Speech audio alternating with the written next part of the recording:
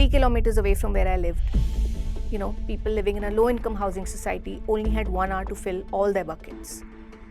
So I wondered, I was curious, why was it like this?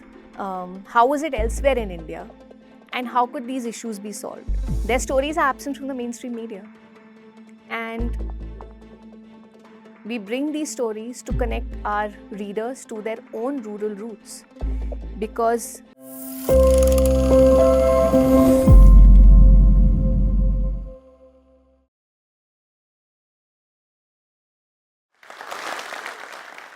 growing up, we must have all heard stories about kings and queens, princesses and princes walking into the sunset, living in beautiful palaces.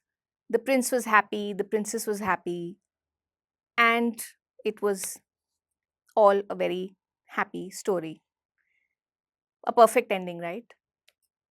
But does real life reflect these fairy tales that we've grown up with or that we've heard when we were young? Let me tell you a real story. Parvati Devi, a 50-year-old mother from Bihar, made a living by collecting and selling garbage in the city of Lucknow. This was the only way that she could feed herself and her 6 children. But one day, she contracted a leprosy infection, which over time led to her losing many of her fingers. But Parvati Devi also needed an Aadhaar card to get government rations and hopefully a pension, which was barely 2,500 rupees. But back then, Aadhaar worked on using fingerprints for identification. What do you think happened to Parvati Devi? Stories of Parvati Devi and others like her who are living on the margins of our society, who come from the remotest part of the country and they migrate to cities and towns for work, but their stories are absent from the mainstream media. Through PARI, my colleagues and I bring the stories of people like Parvati Devi and others like her who live on the margins of society, who come from the remotest parts of the country and who live in the remotest parts of the country, and they come, to cities and towns, migrating, looking for work and all of that. Um, their stories are absent from the mainstream media. And we bring these stories to connect our readers to their own rural roots because every Indian, till a few generations ago, came from an Indian village. In fact, you should go home today and ask your grandparents or even your parents where their parents came from, which village did their parents come from.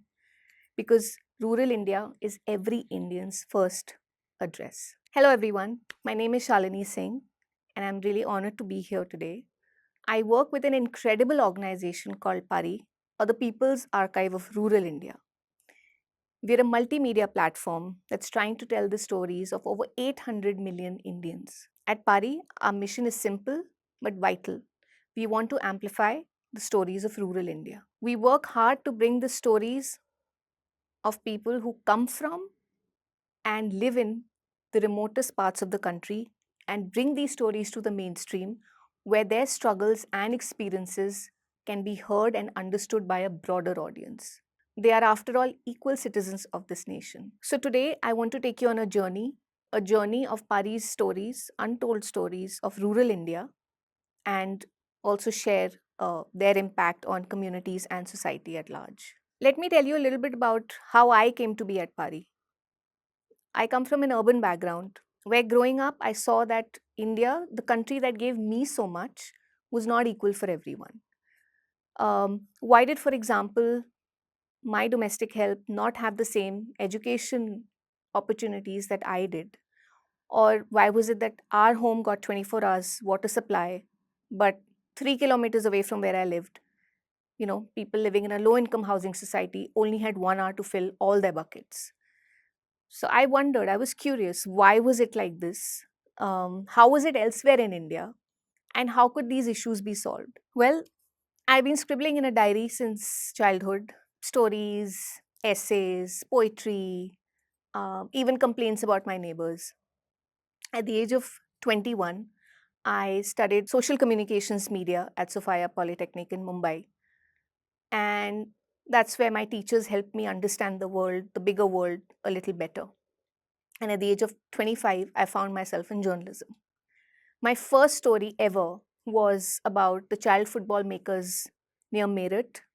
This was during the 2006 football World Cup, when the matches were on. And reporting on the story, I found the thing that stayed with me the most was the fact that these young kids were stitching footballs, but they didn't know that football was a game.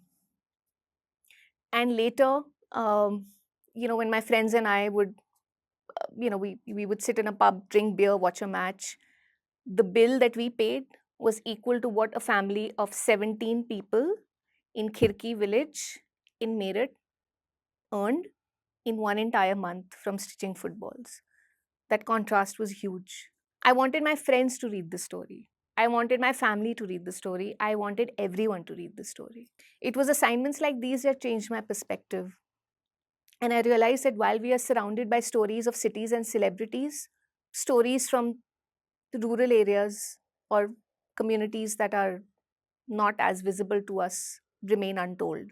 The farmers, the laborers, and the everyday people from and in rural areas. PARI began in December 2014, and I was asked to be a co founder by P. Sainath, who is the founding editor and also my teacher. PARI is a nonprofit run by a trust, and I'm also a trustee. I wanted to help give a platform to these silent stories that have the power to inspire and drive change. At PARI, we believe that the narratives from rural India are as important as urban India, if not more sometimes. And this is how my journey with PARI began. At PARI, we believe every story matters. We focus on rural India, a place that often gets overshadowed by the hustle and bustle of cities and towns. How do we find these stories? How do we reach these people? How do we get their stories to the mainstream media ecosystem? Well, it's not easy. Every story on Pari is a field report, which means that the writer and the photographer have to be physically present in the location where they bring the stories from. Rural India is vast and diverse, and people living there usually have limited resources. Their internet connectivity might be low, literacy rates might still be not as high, and so they don't have the means that would get their voices and their stories to the mainstream.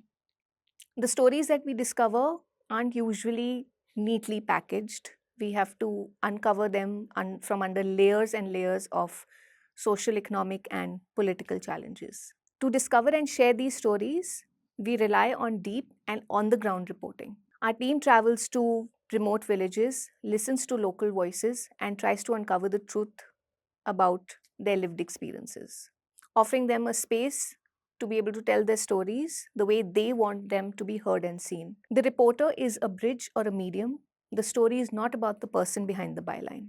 This process is challenging and time consuming, but we believe it's necessary. Pari is about ensuring that these voices are heard, that more people learn about the real India. It's about getting the nuances of rural life, whether it's a farmer battling climate change or a woman working in a landfill just to be able to feed her family. And these are the stories that need to be heard. Over the years that Pari has been active, some of our stories have had real measurable impact. Let me share a couple of examples with you. In 2016, just 2 years after we began, we did a story of a village named Pitorgarh in Himachal Pradesh, which didn't have a post office. People had to walk and trek over 70 kilometers to get their letters and parcels. When we published the story, the then union telecom minister, took note of it, and within 48 hours, a post office was opened in Pitorgarh. And that was one of the impacts that we had of our story. In 2018, remember the story of Parvati Devi that I shared with you right at the start? Well, the Chief Justice of India also read it and he took note of it. Quoting the story in his judgment, he said, "No longer will fingerprints be necessary to access Aadhaar." I mean, for a journalist, what could be better than making an impact like that? Let me tell you another example.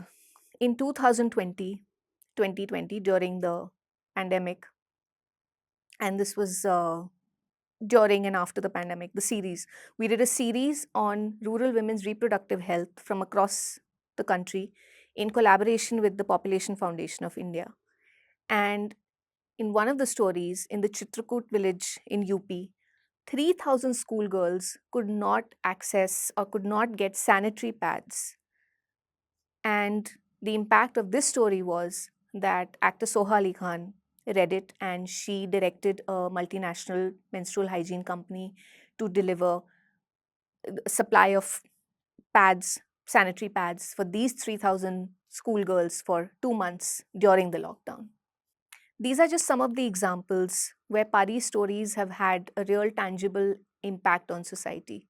We are proud of the impact that they've had, but we do know that there is a lot more that still needs to be done. The work that we've been doing at PARI is far from over. In fact, it is just the beginning. We have ambitious plans for the future. We want to be able to reach the remotest parts of the country. We want to be able to reach even more villages and even more communities and bring their stories into the mainstream. We hope to build an archive that not only shares the struggles and experiences and the difficulties of rural India, but also share the resilience, creativity, and hope that exists within these communities and the people. Right now, we publish in 15 Indian languages, including English, and we hope to include a lot more. But our vision isn't limited to only sharing stories. We want to foster a new generation of storytellers. We want to inspire the youth of this country to look beyond the urban landscapes and dive deep into the villages to tell the stories that need to be told. So, to the youth of this country, I want to say this: your voice matters.